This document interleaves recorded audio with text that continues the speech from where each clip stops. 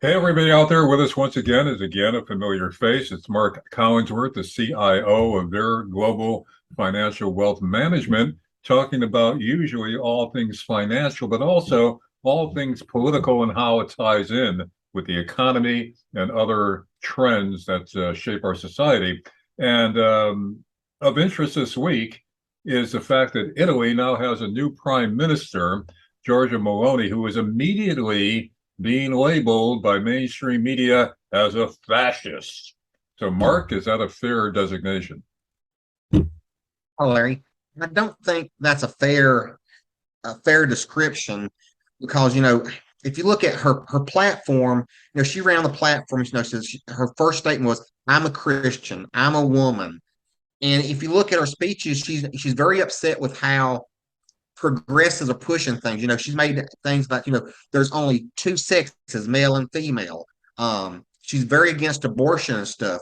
And she touts her Christian beliefs very well. And the second she does that, people on the left say, well, she's a fascist. If she doesn't like immigrants, she obviously must be racist. Well, no. Could it be that immigrants are coming into her country illegally and taking jobs away from people illegally, and the government's doing nothing to help out those natural born Italian citizens? And because she says, hey, you guys aren't following the law, you guys have got to follow the law, they automatically call her racist and fascist. Now, I will have to admit, the flag they do carry is the original flag that Benito Mussolini carried in 1922. Yeah, well, I mean, they're seizing upon that. They say that, it's actually the party, the Youth Front of Italian Socialist Movement is actually, it goes back to the former minister in Mussolini's government. But now, again, let's talk about Mussolini, for instance. Now, that didn't grow out of thin air.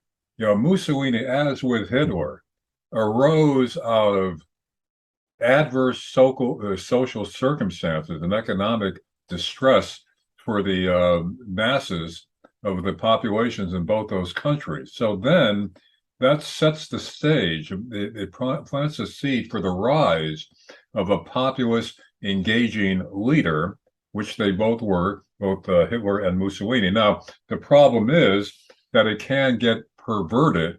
It can morph into something very destructive, which it did in both those cases. But that's not to recognize the fault of the other side that allowed such social conditions to fester, correct?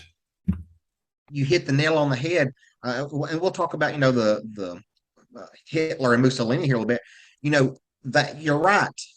The people started getting so despair, were so desperate and in so much despair, they were seeing how their rights were trampled on, that when you had this person that came up and said, hey, I see your problems, I understand your problems, and I'm going to very sincerely make a very hard effort to fix your problems, and not play political games, not use political, mojo and say, I promise you something, not do it.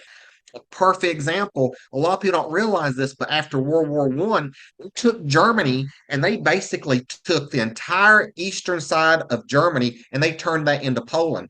Over 80% of the country of Poland was Germany. It had German citizens in it. And what do they do to really rub salt in the wound? They take this little group of people called Poles and they said, hey, we're going to call Eastern Germany now, we're going to call it Poland, and we're going to put these Poles in charge of this population that is predominantly German born and German speaking. Adolf Hitler made a promise he was going to fix that. He came in there. He tried to negotiate. He said it's not fair that Poland is part of Germany, or used to be part of Germany. The majority of the people there are German-speaking citizens, German-speaking people, and he negotiated for years to try to fix the problem. He realized at one point, hey, these people over here aren't going to do anything about this. They're trampling our rights. You don't want to negotiate the problem, then I'm going to take it by force. And that's how World War II got started. But like I said, it comes down to a point of desperation. People can't even negotiate or explain their problems. And when the other side doesn't even want to hear your problems, it comes down to only one alternative, like you saw in World War II. In fact, Mark, what we should say here before we go any further is that we are not endorsing fascism. Yeah. We're not endorsing the Holocaust. that this led to. There was no justification for that. But the point that we're trying to get across is what sowed the seeds of the rise of leaders like that. The Treaty of Versailles after the First World War, where Germany was really, wrecked by it. It was unfair to Germany, and the suffering that it caused among the German population, which caused a discontent. They're looking for a leader that was going to restore the economy, restore their pride in being German, the nationalism, which is now a dirty word. But I mean, these are basic human emotions that have to be addressed, and they can't be denied, or it turns into resentment, and then a leader who turns bad could take advantage of that. So, I mean, just you don't hear that side of the story, and throughout history, it's been that way where you get very bad conditions, and people rise up against it in one way or the other. So, I feel in a way, you could blame the Treaty of Versailles and the way the Allies treated Germany after the First World War for the rise of Hitler. Well, let's take World War one step further. What caused World War One? The Prince of Austria-Hungary was in Serbia and was assassinated by a far left group in the country. And what do you do if you're your country? You just had your prince assassinated. You're going to take military action against this terrorist group, just like the United States took action against Afghanistan because there was a terrorist group there that caused 9/11. Austria-Hungary is preparing to invade Serbia because they've killed their prince. And then Russia says, oh, hey, you're not going to do that. We're going to declare war on you guys if you invade this little country for defending their homeland. And the second that happens, Germany sits back and says, hey, they have every right to go in there. They just assassinated their prince. If you're going to attack them for that, we're going to attack you. And that it just snowballed. Yeah, it's I simple think, as it goes back and forth. People don't realize that. That there is something that causes that kind of a counter reaction. yeah, and nobody looked at from Austria-Hungary's situation. Even today, when they teach, this in classes, they say, "Oh, yeah, Serbia and Austria-Hungary had an issue." Okay, you need to get a little more detail on what the issue was. That's a pretty big issue. You assassinate their prince. That's the same thing if you assassinate a U.S. president. Yeah, and getting back to Giorgia Meloni, the new prime minister of Italy, who's being quickly labeled as a fascist and extreme right winger and all that kind of stuff. The slogan of her and her party is God, country, and family, and that is being considered as playing into radical instincts. Now, it wasn't too long ago where Americans endorsed God, country, and family as a good thing, but now that's being turned around into something that smacks of fascism. I mean, this is how far things have been twisted because of the social conditions, the economic conditions, and all the disruptive influences that have been fostered by the leftists in this country and others. So naturally, you get a reaction, and that reaction, can morph into something dangerous. But I mean, this is what sets it off. Well, and that's the thing also. If you look at when we'll go back into, Mussolini and Hitler, Mussolini came into power in 1922. Hitler came into power in 1932. In 1932, these events didn't all of a sudden they just wake up one day and say, hey, I'm going to start World War II. It took years and years of them fighting and struggling to fix problems in their country until they finally got to the point that they're like, hey, nobody really cares about our problems, and they had to elevate it to another level. Yeah, and also Meloni, the new prime minister of Italy, she talks about motherhood and womanhood, also radical concepts now. And she talks about Italian identity and culture and history, which she feels is being subsumed now and disrespected and erased by the mass immigration that they've allowed into Italy. So, you could see this as a reasonable reaction, but yet it's being condemned because it doesn't go along with the woke, progressive, ultra liberal agenda. And that's nothing. And she's even said, in one of her speeches, she actually said, I don't understand how you can say there's more than just two genders. There's a woman and a man, and the left it goes crazy on that. But seriously, there's only two things. There's a male and female. There's not a male dog, a female dog, and a whatever dog. There's not 10 different genders of a dog, is there? No. And I don't understand how people can believe there's 12 different genders. I just don't understand it. Yeah, that's like with all this trans stuff. Now you can identify as whatever you want. You can identify as a Shetland pony if you want. That doesn't make you one. But they're saying that if Exactly. you identify as another sex, that makes you that sex. Then everybody has to change their pronouns. That's another thing, where you've got a small minority of people involved in transgenderism and all that stuff, and yet we have to change our pronouns and conform our standards and norms to their liking. I mean, this is insanity. Exactly. And I don't have a problem if somebody wants to be, whatever. I don't think you should try to force that belief onto me to actually support it. I'm fine with them doing what they want to. I just don't want you to force me to make that part of my belief system. And upon kids as well. Young Exactly. kids, not even 18-year-olds. The young kids now are being mutilated. They're being trans by doctors, who should know better, and by institutions that are approving that. I mean, 10 years ago, if you told people this was coming, they would have said that you were nuts. It could never happen here. It is happening here, and it's getting worse. Exactly. On kind of a side note, I think something's kind of funny. The White House, they had actually mentioned that they were worried that the new Italian prime minister, because she's a fascist, will disrupt the European coalition on fighting Russia and Ukraine.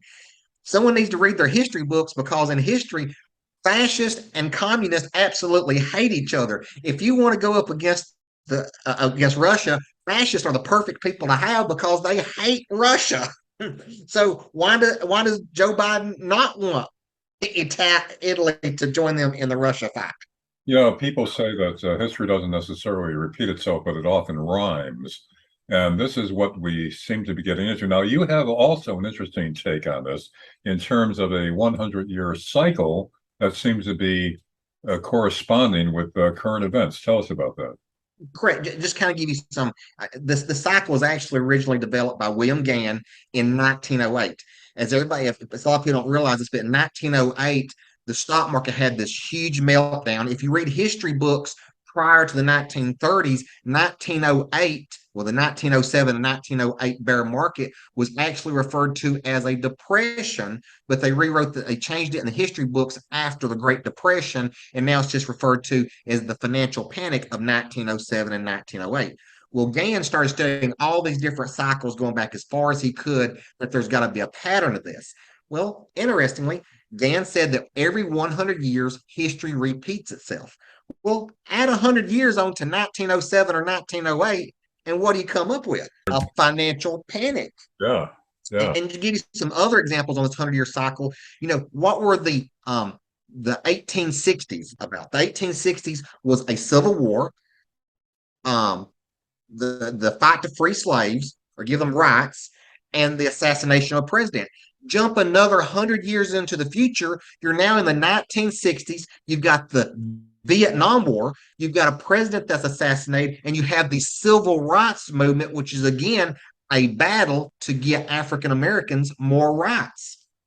What's behind this mechanism? What the cosmos? What's direct? Is anything directing this? Is it just a matter of the way things mesh? Overall Well, patterns? What is it? there's actually a book called The Fourth Turning if you want to get more into the psychology of it. But basically, what it is, if you probably remember when you were a teenager, you probably like to stay up late, you like to do bad things, and so forth. Ironically, your children, when they were teenagers, like to do the exact same thing, right? So there's kind of that natural repetitiveness that in human nature that we like to repeat things over and over again. So the theory of the fourth turning is the first generation that dominates politics will make mistakes and they will mess up and they cause the Great Depression. The second group that comes in there sees the problems, they fix it, And then when the third group comes in, the third group hasn't actually seen the depression or felt the depression, but the second generation that controls Congress teaches the third, just don't do these things. We know you never saw it, but this is our advice: never do this. Then once the fourth generation comes in, the fourth generation has all these brilliant ideas, just like the first generation did, and it blows up when the fourth generation takes over complete power. Now, what's interesting, if you study that in the book, the fourth turning, I highly recommend you read it. When the third and fourth groups come together, they have this huge clash of different cultures. The third generation there has learned from the second, and they try their hardest to fight and prevent any change to the economic scenario. The fourth has read all these books on how socialism's good, communism's good, liberal ideas are good, and they had this huge clash just like we're having right now. And those four generations basically work out to it takes about 100 years for those four generations to actually clash amongst each other. So it's like a cycle of societal generation evolution every 100 years, where the same patterns repeat themselves because human nature repeats itself throughout the generations. Correct. It's kind of the same thing, kind of using the thing with the teenagers. I mean, when you're 5 and 6 years old, what do you like to do? You like to go out and you like to play in the mud. You like to climb on the jungle gyms. Once you get in your teenage years, those days are gone. You now like to stay up late. You get more interested in girls. Once you get past that generation, you settle down. You have a family. You have certain spending habits. The things that you buy today aren't necessarily the same things you'd have bought when you were 15 years old. Yeah. And because of that, human nature repeats itself. It gets stretched out over 100-year cycle for that cycle to fully repeat itself. All right, now assuming that we are in the fourth turning, where is this leading us, Mark? Well, I'm more of an expert in the 100-year cycle. And ironically, we kind of got kind of a taste of it this week. If you go back to when Mussolini was elected president or in Italy, he was elected in October of 1922. Isn't Really? it just amazing that exactly 100 years later, in September of 2022, the exact same political party that Mussolini was in has now reclaimed the Italian government down to the month? Wow. That really is food for thought. Now, let's get back to this country, or the West in general, in this 100-year cycle. So, what's ahead as we move in the next dozen years? Well, let me give you just a little brief repeat of history real fast. So if we go back to 100 years ago, let's go back to roughly 1919, right? You had World War One was winding down, kind of the same that was happening with the war in the Middle East was winding down. You had the Spanish flu popped up in 1919, very similar to COVID that occurred in 2019, correct? You had a big stock market sell off in 1922 and 1923. Oh, look, here we are in 2022 with the worst bear market since 2008. And why did the bear market of 1922 and 23 occur? It occurred from the increase in the inflation rate because World War One came to an end and all the price caps on steel, iron, and rubber were taken off because you want to keep your prices low. Those prices skyrocketed. The Federal Reserve started increasing interest rates to quell the inflation, and it caused a bear market. Now, here's the interesting thing: if this 100-year cycle works out, sometime next year, the Fed's going to get very aggressive and start cutting interest rates again. And they are going to do the same thing they did in 1922 and 1923. They're going to kick off a super bull market, and the roaring 20s are going to come back where it's going to be the yappers and the speakeasies all over again. People are going to have a grand old time. Speaking of speakeasies, the speakeasies 100 years ago resembles quite a bit about legalized marijuana today, does it not? Right. And So, so where I'm going at this, you're probably going to have probably here starting sometime next year, you're going to probably have a really great stock market that's going to take off like a rocket, like it did in the early 1920s. And then somewhere around 2029, 2030, things are probably going to turn south again. So the first turning will begin then, after we get through this. The first turning by 2030, the third turning is in office right now, trying their best to fight the fourth. But the third turning, they're getting old. They're starting to retire. They're not going to be in the fight for many more years. By 2030, you're only going to have the people of the fourth turning are going to be in power. That's going to be your liberals, your progressives that have all these grand ideas, just like they did in 1929 when that turning was in. Well, I guess I recall a catchphrase by author Kurt Vonnegut. I think it was, "And so it goes." So And it goes. all right, Mark. Thanks for this really interesting and stimulating and thought-provoking discussion about what cycle we're in and where we're headed. Mark Collinsworth, the CIO of Vera Global Wealth Management. Thanks for being with us. Anytime.